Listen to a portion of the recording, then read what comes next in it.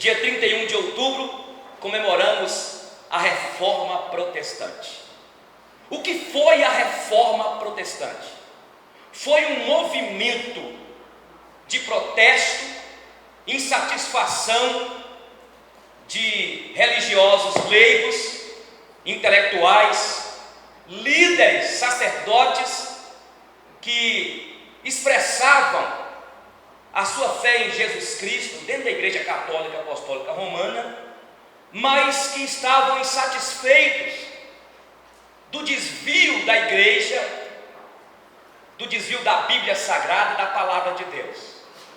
E ao conferirem nas Escrituras, na Bíblia Sagrada, e verem que cada vez mais o clero, o papado, a Igreja, distanciava das doutrinas bíblicas, eles resolveram então protestarem. Muitos foram os reformadores, mas eu quero destacar especificamente o monge agostiniano Martinho Lutero. Dia 31 de outubro de 1517, Martinho Lutero, ele era um sacerdote alemão, ele era um monge católico, e ele então afixou 95 teses, proposições, na porta da catedral do castelo de Wittenberg, na Alemanha. 95 teses contra alguns ensinos que existiam dentro da Igreja Católica. E ele foi estratégico, porque dia 1º de novembro, na Alemanha, comemorava-se o Dia de Todos os Santos.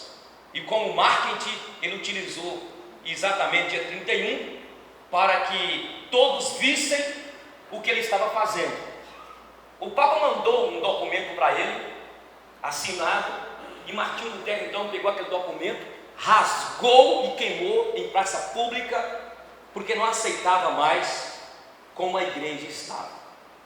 Eu quero dizer para os irmãos, e você que faz história, que estudou aí, o renascentismo, que começou no século XIV até o século XVI, contribuiu muito para a Reforma Protestante. E nesta época, em que a Europa toda estava numa efervescência de mudanças, as faculdades, o Renascimento, na verdade, foi aquilo que trouxe no coração dos homens a exposição das ideias. Os intelectuais, os artistas começaram então a expressarem as suas ideias, e isso na Europa toda. E aconteceu o humanismo cristão, apesar que foi exacerbado, que distanciou também muito dos princípios de Deus, mas contribuiu para que acontecesse no século XVI a cisão, o racha, a Reforma Protestante do século XVI, que foi comemorada quinta-feira, e nós estudamos lá nos fundos sobre a Reforma Protestante. Então veja bem, esses líderes, inclusive Martinho Lutero, estavam insatisfeitos. E eu quero colocar para os queridos aqui alguns ensinos que eram ensinados dentro da Igreja Católica Apostólica Romana, que foram despertando aqueles líderes, porque não fazia parte, não era ensino da Bíblia. E um dos ensinos na época foi a venda das indulgências. O que era uma indulgência? Era um documento onde o fiel católico pagava a sua salvação. Ele então comprava o perdão dos seus pecados. Então, quando ele pecava, ele corria até a igreja e tinha lá o documento que ele tinha assinado pelo Papa, que dava ali, assim, a absolvição dos seus pecados, sejam qual forem eles. E eles então compravam as indulgências. E existia também a superindulgência. Sabe o que era a superindulgência? A superindulgência, você tinha direito então de comprar o perdão dos pecados dos seus antepassados, do seu avô, da sua avó, bisavó. Então tinha um homem chamado Tetzel. Ele falava o seguinte, era aquele que era cambista das indulgências. Ele vendia as indulgências. Então ele dizia, toda vez que você entregava uma moeda e pagava os pecados dos seus ancestrais e caía lá naquele gasofilácio, aquela alma então saía do purgatório e ia para os céus. Isso era ensinado. Mas as indulgências eram vendidas. Eu estou falando aqui, você que estudou história, você que fez um vestibular, e isso deve ter caído aí nas provas dos Enems, a vida aí, né? Dos nenéns. E aí, quando você estuda, eles ficaram então, protestaram contra o que existia, e a igreja vendia as indulgências para poder arrecadar fundos, dinheiro para a igreja, construir inclusive a Basílica de São Pedro na Itália, lá em Roma.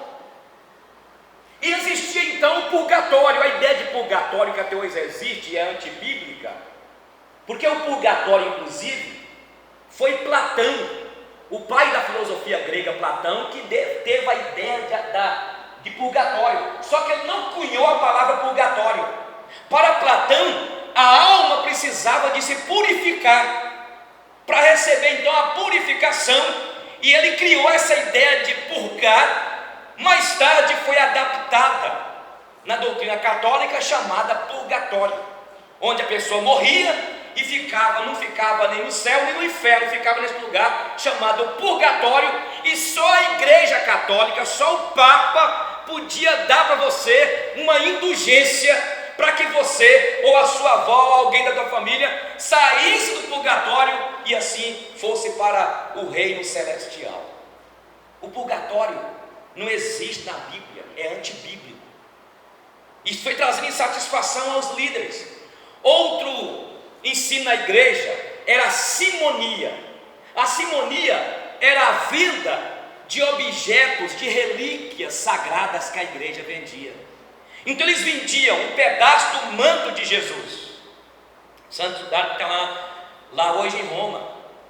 Então as pessoas compravam um pedaço do manto de Jesus, pegavam e compravam um pedaço da cruz de Jesus, pegavam e compravam um pedaço da coroa de Jesus, do cabelo de Maria, do dedinho midinho de Pedro. E eles encontraram milhares de dedinhos de Pedro. Onde eles encontraram tanto dedinho? Isso era vendido na igreja. Um historiador diz que os pedaços do manto de Jesus que foram vendidos pela igreja daria para fazer as cortinas de todos os teatros da Europa. Os pedaços da cruz que foram vendidos dariam para encher 2 carretas de madeira, carregada de madeira. Uma cruz de Jesus cresceu, ficou tão grande. E aí a igreja vendia esses objetos sagrados como ponto de contato. Bom, é fácil a gente falar de reforma protestante, já ter falado do zelo da igreja católica. Queria também pensar, eu não posso deixar de aproveitar essa oportunidade de dizer para a igreja nessa noite, mas não tem acontecido isso em algumas igrejas evangélicas? As campanhas que são feitas, que vendem rosas ungidas, lencinho do pastor, do bispo, trazem água de Israel para você ser batizado. Uma irmã da nossa igreja aqui, que era membro dessa igreja, e graças a Deus não é mais, eu falo graças a Deus porque o lugar não era aqui, porque ela foi para outra igreja, e ela falou comigo que ia para Israel, e foi para Israel, e o pastor da igreja que ela frequenta lá, no país, Foz do Iguaçu, sei lá onde que é, levou ela no Rio Jordão para que ela rebatizasse, para que ela fosse abençoada, porque as águas do Rio Jordão são águas sagradas. Então é fácil a gente falar mal da igreja católica, mas tem havido um comércio da fé na igreja evangélica, a simonia continua. Pessoa vendendo óleo ungido, água benta, lenço. Você vai ver, a pessoa na época das campanhas colocam uma aguinha vermelha simbolizando sangue, e se você jogar nas portas da sua casa, nos umbrais da sua casa, vai apartar mal olhado, as maldições. Isso é comercialização da fé, isso é pecado, e é por isso que precisamos da reforma hoje, novamente. Então na época os líderes ficaram irados, eles conferiam na Bíblia, e não existe ponto de contato senão Jesus Cristo. o intermediário nosso, o nosso mediador. Mas existia na igreja também um negócio chamado nepotismo. Os cargos dos líderes, dos bispos do clero, dos sacerdotes, eram vendidos. Então a família tinha um jovem lá, e aí a família rica pagava, burguesa pagava um cargo para que aquele jovem desnaturado fosse um sacerdote da igreja. Os cargos eram pagos para que as pessoas fossem líderes dentro da igreja católica apostólica romana na época. O apóstolo então, ou melhor, Martinho Lutero, os reformadores viram e conferiram em Timóteo, que dizia o seguinte, que mostrava na teologia bíblica, que Deus que chama o sacerdote para que ele seja um pastor, um bispo, um mestre. Você não pode comprar vocação. E aí Martinho Lutero falava o seguinte: não, os pastores, os bispos devem ter um chamado, uma vocação. Deus que vocaciona para o ministério da palavra. Não se pode vender cargos da igreja. E a igreja então foi distanciando cada vez mais de Deus, da palavra de Deus. Quando a gente estuda a Bíblia, desde Jeremias, os profetas, Moisés, mesmo os reis e depois os apóstolos, Deus que os chamava para a vocação do ministério, chamou os apóstolos, chamou os profetas, chamou os evangelistas, chamou os pastores e chamou os mestres. E isso foi causando revolta aos reformadores. Tinha também a insatisfação deles, porque foi estabelecido um dogma do celibato, que não é bíblico. E você sabia que antes, na Igreja Católica Apostólica Romana, os padres casavam. Depois estabeleceram o dogma do celibato, mas estabeleceram o dogma do celibato, e muitos papas tinham filhos bastardos. A fornicação, a sexualidade, a impureza sexual dentro da igreja, os padres tinham filhos, e havia então a corrupção sexual dentro da igreja. E Martinho Lutero e os reformadores viram aquilo e falou: não, o sacerdote tem de casar, porque a Bíblia diz em Timóteo que o sacerdote, que o bispo, o episcopo, ele deve ser marido de uma só mulher, ele deve ser um homem cordato, irrepreensível, ele deve ser um homem irrepreensível, não avarento, hospitaleiro, não dado ao vinho, não violento. Ele deve ter uma estabilidade na casa. Se ele não consegue governar a sua casa, como que ele vai governar a casa de Deus? Isso aí agora começou o pessoal que buscar a cabeça de Martinho Lutero, os reformadores, muitos morreram por causa disso. Porque ele falou que o padre tinha de casar, e tem de casar, porque a Bíblia fala que o sacerdote tem de casar. E é por isso que a gente vê tanta impureza, tanta corrupção. Mas ele ficou insatisfeito também com as bebedeiras, com as luxúrias dentro da igreja. Eles começaram a ver também que entrou dentro da igreja as imagens de escultura há muito tempo, a intercessão àqueles que já morreram, aos santos. Mas escuta, você que está aqui, que até faz psicologia, que estudou sobre Jung. Você estudou sobre Jung, né? E Jung falou da ânima e do ânimos. E Jung falava que dentro de cada um de nós tem a ânima. A ânima é o lado, Pedro, feminino seu. E eu também. O ânimos é um lado masculino. Você estudou isso lá? Filosofia, psicologia. E aí a Igreja Católica reuniu, e não foi gente pouco, mas gente inteligente, que falou assim: nas religiões pagãs existiam divindades, mulheres. Na antiga Grécia, na antiga Roma, existiam as divindades. Então nós precisamos de colocar na igreja um ser que possa despertar certamente a ânima do homem. E aí nós teremos muitos fiéis na igreja. E para quem caiu? Maria, mãe de Jesus. é a mãe do Salvador Jesus. E aí eles colocaram então Maria como corredentora e até como a intermediária entre o católico e Deus. E a igreja foi distanciando cada vez mais da palavra de Deus.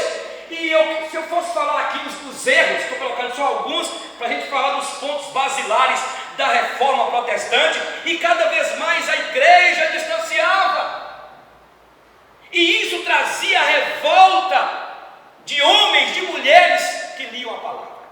Inclusive Martinho Lutero mesmo ficou abismado, porque a Bíblia só era lida pelo clero, não podia chegar nas mãos do povo.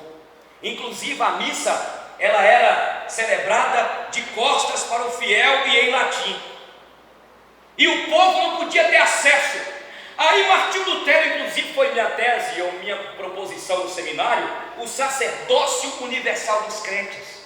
E para Martinho Lutero, cada crente, cada fiel que crê em Jesus é um sacerdote.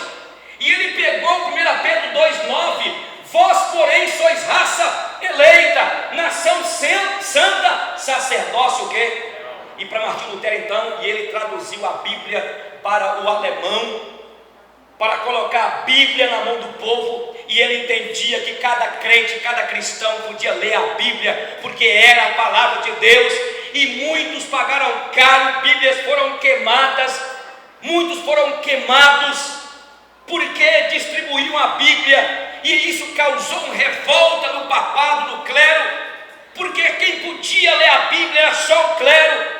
Eu desafio você que está aqui, que é estudante, gosta de estudar, para você assistir o filme O Nome da Rosa. Tem muita coisa boa na internet.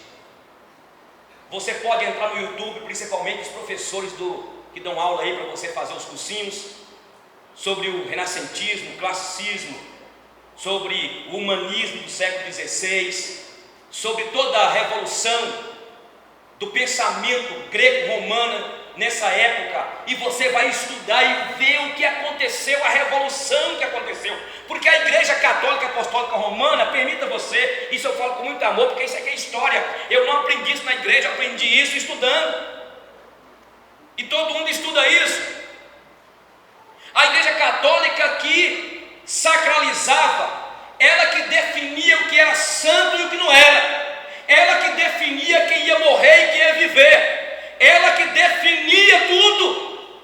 E aí, quando começou as ideias renascer na mente das pessoas, dos intelectuais, aí surgiram os filósofos, estes intelectuais, os artistas. Eu achei interessante que, na verdade, quando a Igreja Romana descobriu os artistas, e também a burguesia precisava de tomar lugar, espaço, começaram então a patrocinar aqueles artistas que faziam aqueles desenhos extraordinários, mas com propósitos assim de puxar para si, para o gueto religioso da Igreja Romana. Então, queridos irmãos e amigos que estão aqui nessa noite, tudo isso levou os reformadores a tomar uma posição. E Martinho Lutero, Calvino, muitos reformadores, cito os dois, porque são os mais ovacionados hoje, principalmente aí nas faculdades, quem estuda, são os mais citados, porque escreveram muito, fizeram muita diferença, e eles tiveram aquela ideia de Pedro: importa-nos servir a Deus do que os homens. Então, os reformadores resolveram colocar as bases da reforma protestante, que são 5 pontos basilares da reforma protestante, e é chamado de sola, no latim, sola escritura.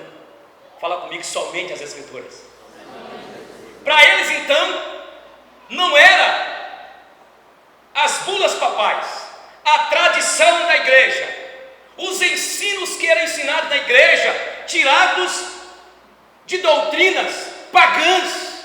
Estava entrando na igreja cada vez mais o misticismo, estava entrando cada vez mais na igreja todo tipo de paganismo lá dentro, com idolatria.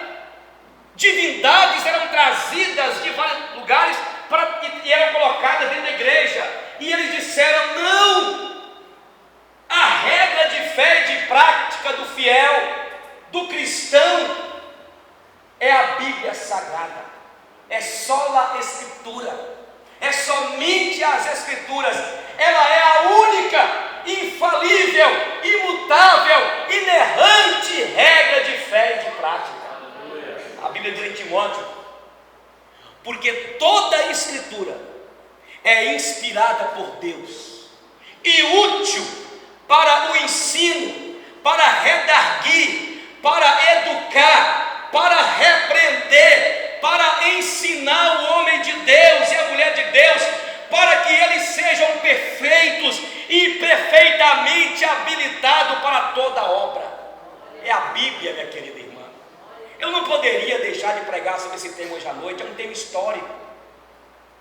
É um tema histórico que mudou a história e que precisamos hoje dar um basta no comércio da fé. Vai agora na televisão um dos bispos aí que está numa dívida, afundada a igreja em dívidas, pedindo ao povo para que dê R$300. Eu preciso de 100 mil pessoas para dar R$300 para arrecadar 3 milhões, não é isso? 300 vezes 100 mil, 3 milhões. E o pior, sabe o que é, Joel? É que o povo gosta. No fundo você gosta de ser enganado. Você ouve uma palavra aqui, mas vai numa profetinha lá, ora por mim. Talvez Deus tenha uma revelação para mim, vai ler a Bíblia. Tomara que você não vá a Israel e pegar a aguinha de Israel e trazer para cá. Vai ali no corte da melancia, pega a água do corte da melancia, coloca um pouquinho de água sanitária e aí mata as bactérias, os micro-organismos. E aí você fala assim: pastor, me batiza. Você é comércio da fé. Mas eu digo para vocês, o povo o quê? Gosta. Eu gosto de ser enganado. Não é? Aconteceu outra igreja aí que está fazendo um grande templo de Salomão. Aí, e está no YouTube, uma mulher pega uma menina de programa na cidade da Europa, e ele pergunta: o que a minha amiga vai dar para construir o templo de Salomão? Eu vou fazer uma semana de programa. Está na internet, liga. Prostituta faz uma semana de programa para doar o dinheiro para o templo de Salomão. Aí o bispo daqui, eu quero que você vá para a internet, eu quero mostrar. Sou besta? Eu queria também pensar, irmão. Aí, mas não adianta, isso aqui é como um pinguim d'água, um oceano de gente que gosta. Aí fala assim: mas a senhora, minha querida, vai fazer uma semana, o que você faz aí? Eu sou prostituta, mulher de programa. Eu vou fazer uma semana, bispo, de programa. E ele fala assim: pois Deus vai honrar esta oferta de sacrifício. Mas é isso. A Bíblia diz no profeta menor, lá em Amós, Oséias, diz o seguinte lá, 4:8: o meu povo está perecendo e erra, porque lhe falta o conhecimento. Porque tu, sacerdote, tem negado ao meu povo instrução dos meus preceitos, mas eu cobrarei de ti, sacerdote. Deus vai cobrar de mim. A Bíblia diz em Hebreus, por isso quando a gente prega aqui de vez em quando as verdades bíblicas, é porque a Bíblia diz que o pastor vai prestar contas diante de Deus da alma daqueles que Deus confiou. Então só a Escritura, é só a Bíblia. A Bíblia diz em João capítulo 5: examinais as Escrituras, porque julgais ter nelas a vida eterna, e são elas mesmas que testificam de mim. Glória a Deus.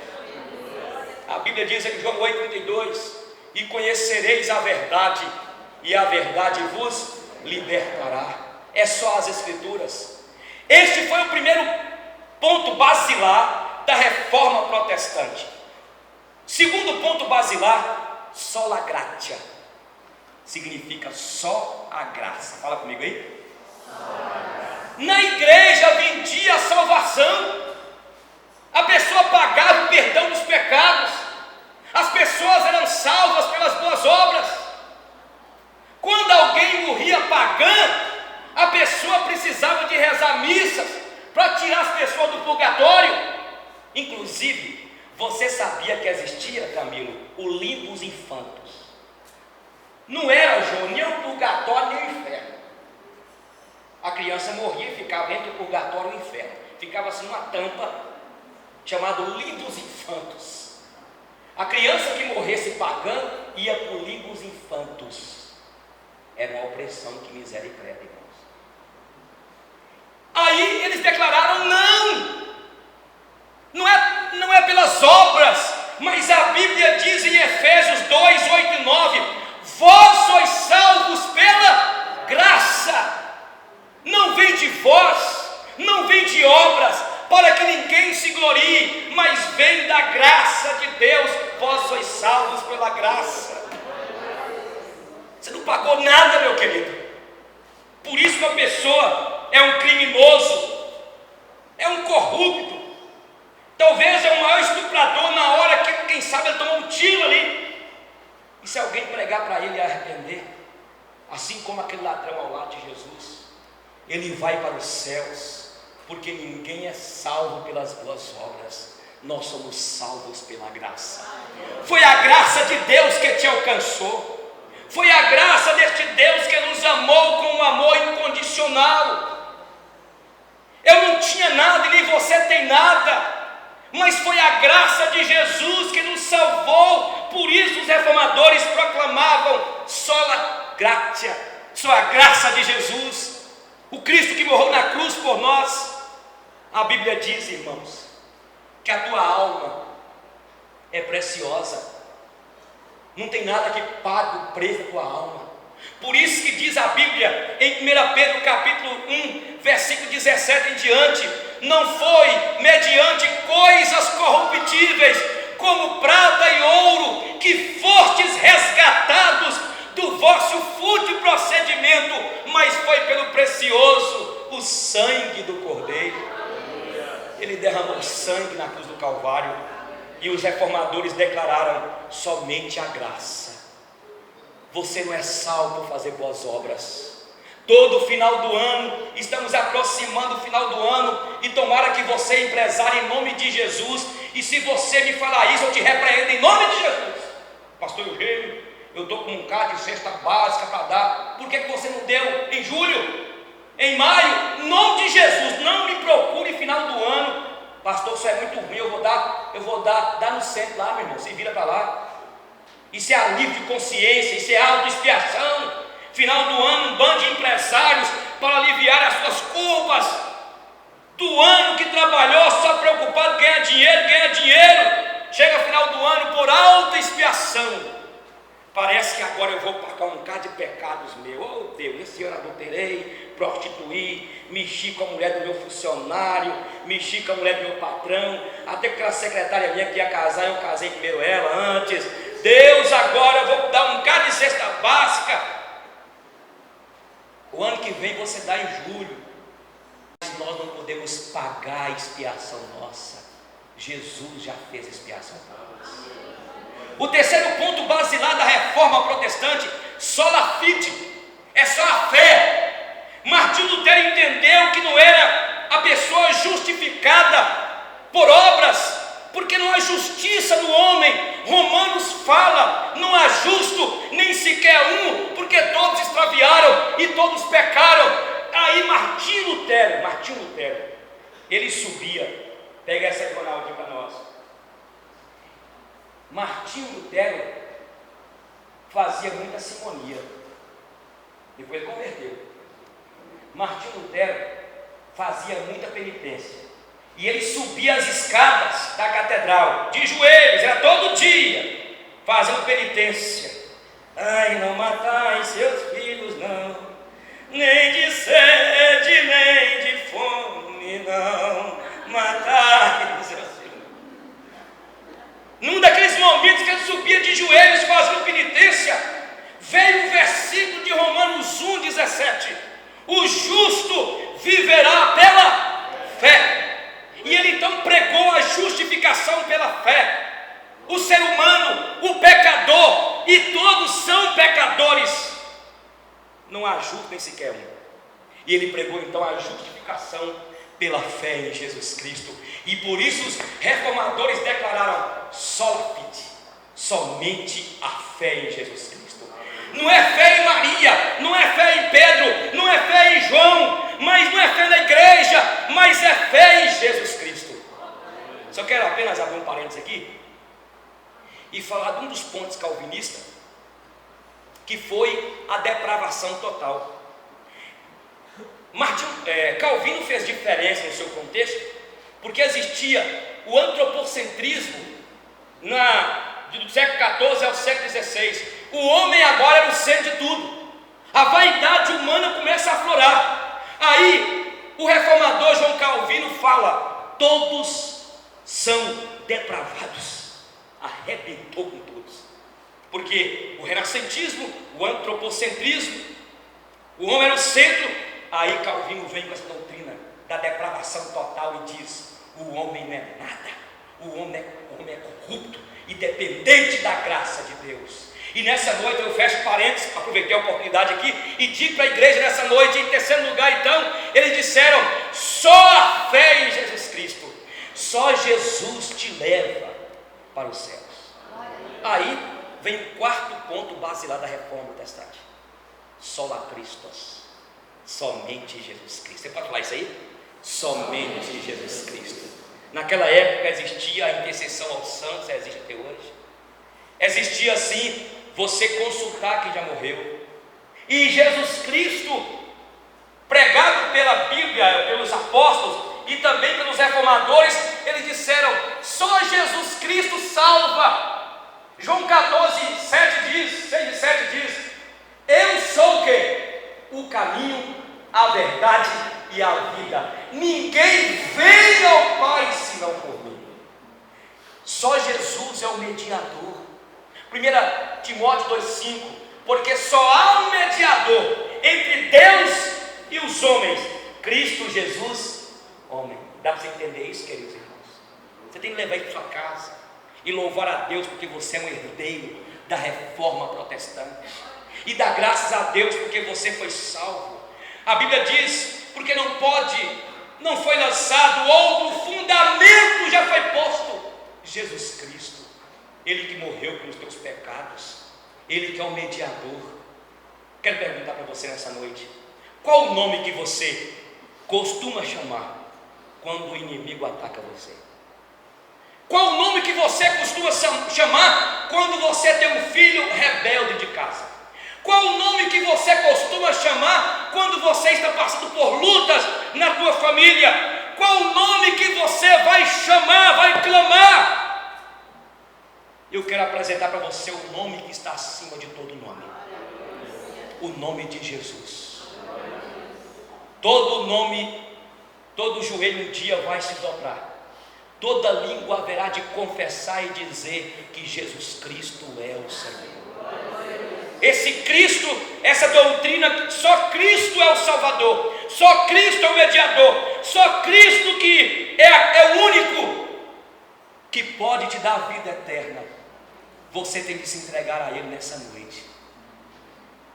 Você não precisa procurar mais hoje um padre, um sacerdote, um pastor para confessar os seus pecados.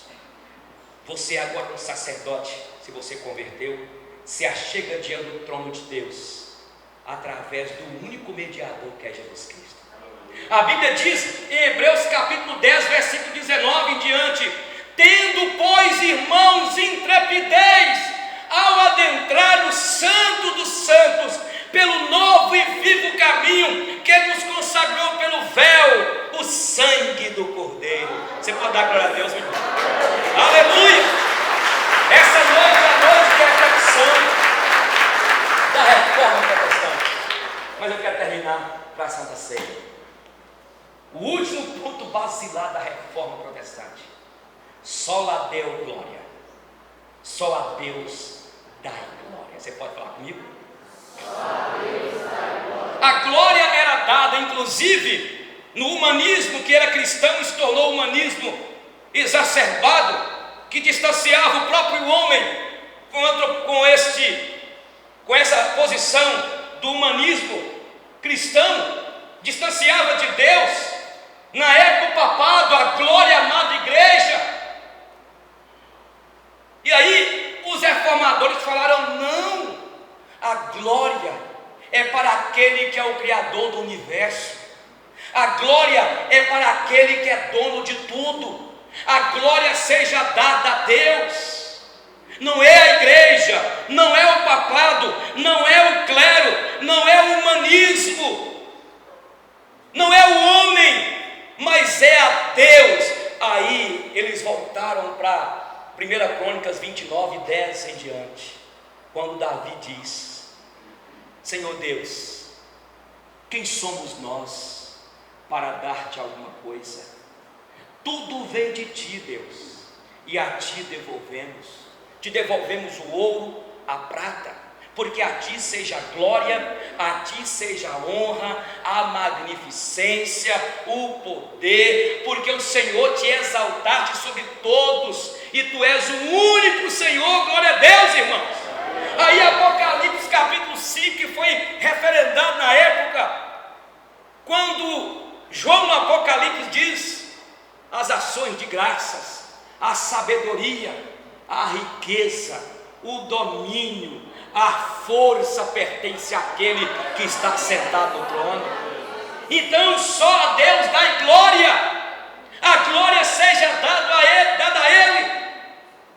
E eu termino fazendo aqui um apelo à igreja, a você que está aqui como fiel.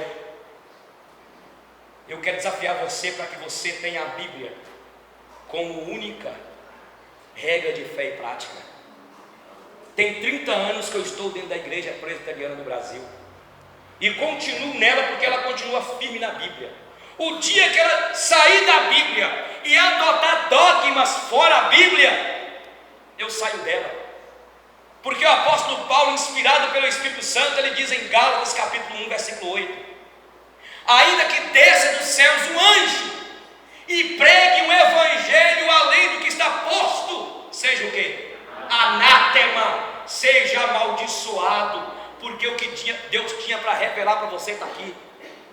Qualquer palavra de revelação, qualquer pessoa que contar um sonho para você, e porque tem muita gente que vive de sonho,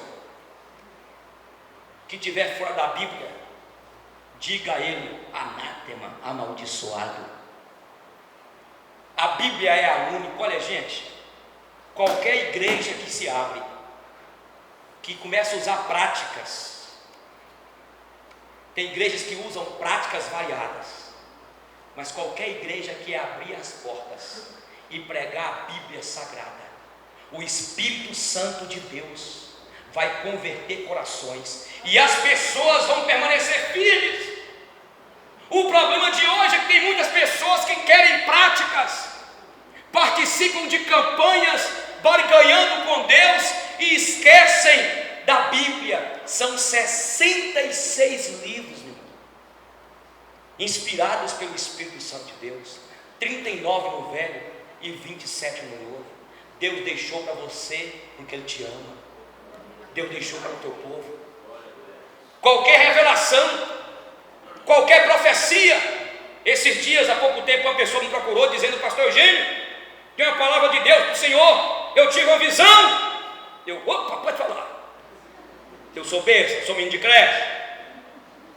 Estava lá em casa, eu dei uma visão que o Senhor brigou com um líder e Deus vai te matar. Eu: vai me matar? Ai, morri. Que Deus mesquinho para mim, você dizer. Eu brigo com o Valdo, eu brigo com o Júnior aqui, eu brigo com você. Aí Deus vai te matar porque eu briguei com você. E Paulo, que repreendeu Pedro, e Pedro, que foi fiel a Jesus. Aí eu ouvi aquela jovem, orei por ela, deve ter comido algum piqui. Eu creio na revelação, creio. Aí, meu irmão, o povo me ouve na rádio, me ouvia quando eu tirei o programa, quando eu não estava aguentando mais. De vez em quando eu estava na rádio, estava alguém: oh, varão de Deus, que é? Ele vem assim, né? E eu: